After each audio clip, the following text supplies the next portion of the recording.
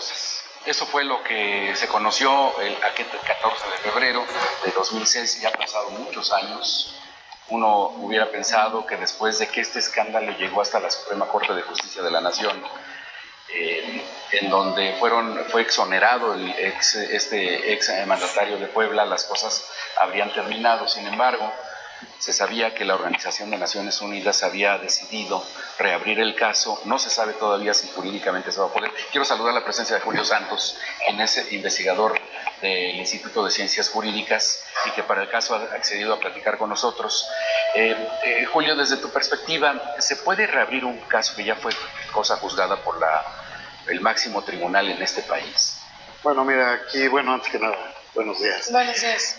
Antes que nada, yo creo que debemos distinguir dos cuestiones, ¿no? En el 2008, si no mal recuerdo, fue cuando se concluyó la investigación que hizo la Suprema Corte de Justicia de la Nación, en donde exoneró al gobierno de Mario Marín de toda responsabilidad sobre violación de garantías individuales, porque en esa época todavía la Constitución preveía las garantías individuales. Posterior a la reforma del 2011, son derechos humanos y desapareció el concepto de garantías individuales. La lucha de Lidia Cacho no quedó ahí, sino que prosiguió y llegó a instancias internacionales como es el Comité de Derechos Humanos de la Organización de las Naciones Unidas, con sede en Ginebra, en donde se continuó con este procedimiento y fue este comité el que decretó y condenó al Estado mexicano a ofrecer las garantías debidas del caso para la periodista, la reparación del daño moral que haya sufrido y que la autoridad emitiera un nuevo juicio sobre esta violación de derechos humanos. Es por eso que nos encontramos en este lugar, en este momento, ¿no? O sea, a lo mejor no nos hubiéramos imaginado en un momento dado que este caso recobrara vigencia, pues, 11 años después, ¿no? De que ellos consideraron que se había concluido el evento. Exactamente. Creo que pensamos que ya había sido como olvidado, ¿no? Que el carpetazo ya estaba dado. Sin embargo, justo con la conversación que acabamos de ver, pues todos los poblanos y poblanas, por supuesto, todo el mundo entero en realidad, porque fue una noticia mundial. Recordamos todavía sobre Marín y sobre, por supuesto, el empresario Kamel Nacif, este delito, ¿no? Y bueno, también la prensa, los medios de comunicación, por supuesto, se sintieron vulnerables porque sabían que en ese momento existía una trama entre este conjunto de personajes. Claro, sí, el delito que se persigue es precisamente la tortura, ¿no? La tortura a la que fue sujeta Lidia Cacho, desde el momento de su detención hasta su puesta a disposición ante la autoridad que fue requerida. Fue detenida en Quintana Roo y traída a Puebla en un trayecto de carretera de más de 20 horas, custodiada por hombres armados, o sea, sin ningún privilegio, digamos, elemental como, pues vaya, las necesidades básicas. Entonces sí existe este concepto de tortura desde la forma en cómo es detenida. La Organización de las Naciones Unidas se ocupa de esto, ¿sí? Atinadamente, ¿no? Porque este tipo de delitos no prescribe.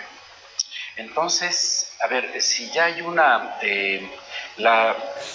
insisto, la Suprema Corte de Justicia de la Nación encontró que no había razón para desaforar y someter al proceso a un gobernador en ese entonces, claro, independientemente de quién haya sido, en este caso Mario Marín. Pero viene entonces la Organización de Naciones Unidas y tiene la potestad de pedir al Estado mexicano reabrir el caso. A ver, vea, de lo que trató el tema de la Suprema Corte de Justicia de la Nación fue la situación de abrir una investigación en contra del gobierno de Mario Marín para saber si estuvo involucrado en ese tráfico de influencia, que vaya la entrevista que ahorita acabamos de ver, es lo que se trataba, es un tráfico de influencia, una entramada, ¿no?, entre gente de poder económico y gente de poder político para conseguir objetivos. ¿Sí? De eso se trataba. Entonces, de lo que lo liberó realmente la Suprema Corte de Justicia de la Nación fue de esa investigación, en donde concluyó que el Estado como tal, el gobierno como tal, no había influido en una decisión judicial. ¿sí? Y que la decisión judicial se había hecho autónomamente por parte del juez o de la juez que conoció del caso. De eso se trató esta situación. No de la violación del delito, a las garantías individuales o de los derechos humanos. No del delito como tal. Eso no estuvo en la tortura. litis de aquel entonces. Eso no estuvo en la litis, sino únicamente la investigación sobre la intervención del gobierno del Estado y el Poder Judicial del Estado. Okay. ¿Sí? De ese tráfico de influencia que se acusaba. Ahí determinó que no. Sigue con la investigación y entonces llega a las Naciones Unidas en donde se tienen que examinar este tipo de violación a los derechos humanos. Ok. Pues qué barbaridad, porque seguimos sorprendiéndonos, Julio. No, desde luego no será en el caso de Mario Marín el primer exgobernador que se ha sometido a un proceso judicial. Ya lo vimos con varios en Tamaulipas. Ya no. Ya no es el de Quintana Roo, por ejemplo, el de Veracruz. Claro. Pero desde luego no deja de sorprender que un tema que aparentemente ya había sido juzgado reviva en momentos en los que también los poblanos vivimos una campaña política. Ese yo creo que es un verdadero problema, ¿no? O sea, porque se dio justo en una contienda política, electoral, ¿no? En una contienda electoral. Entonces, muchos están ahorita acusando de que esto se trata, digamos, de un ataque político y no judicial. Y no es cierto, ¿no? O sea, yo desde la perspectiva que lo veo, es un ataque judicial, es el cumplimiento de una orden, de una condena hecha por la Organización de las Naciones Unidas al Estado mexicano.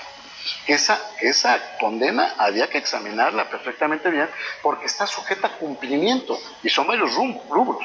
No solamente es el caso judicial en contra de los involucrados en el delito, sino también la reparación del daño. ¿Sí? También la explicación que le deben de dar a la sociedad. ¿Por qué? Porque con este caso, sí, por supuesto que existe temor por parte de los periodistas, ¿sí? De que ocurra una situación similar. Julio, en caso de que fueran detenidos los involucrados, ¿el delito que se les imputa alcanza fianza? No, es un delito grave. La tortura está considerada como un delito grave. Lo cual podría significar que estuvieran presos cuánto tiempo. Digo, ya sé que no traes el código penal. No, vaya, pero yo creo que podemos partir de tiempos, ¿no? De procedimientos, ¿no? No sé si se vaya a actuar conforme al procedimiento anterior, porque el actual en el 2008 estaba cobrando vigencia apenas en algunas zonas de la República, ves que se dio una vigencia paulatina por zonas de la República. No sé si se vaya a actuar conforme al procedimiento actual o al procedimiento anterior. De ahí podemos partir de los tiempos, ¿no? Pero por lo menos van a estar sujetos a proceso, o sea, algunos meses en lo que duró el proceso. Se puede resolver sobre su situación jurídica, su culpabilidad, su responsabilidad dentro de los actos delictivos que se les imputan. Por eso decíamos, el proceso de crucifixión en contra de Mario Marín comenzó antes del día. Pero en Pascua. En Pascua. Pero dentro de la Pascua. Pero en esta ocasión no creo que resucite. No creo que resucite. Ni que tenga seguidores. No, lo veo un poco complicado. Verdaderamente el caso es grave. Y yo creo que por eso ya tomó las providencias necesarias. Se ha contratado, al parecer, a unos abogados bastante prestigiosos. Y pues veremos, ¿no? Cómo actúa la un juicio que no será barato, por supuesto. No. Será interesante seguir este juicio. Claro, hay que darle seguimiento, ¿no? Repito, más que nada por ver el cumplimiento que se le da a ese mandato de la Organización de las Naciones Unidas. Que es condena al Estado mexicano, Es condena al Estado mexicano. Sí, acaba de declarar a Andrés Manuel López Obrador en su mañanera que la orden de aprehensión en contra de Mario Marín forma parte de los nuevos tiempos. Así es. Así las cosas. Querido Julio, gracias que viniste. Al contrario. Que tengas una buena Semana Santa. De reflexión, de introspección y también de playita. De recogimiento. Perfecto. Vamos ahora con...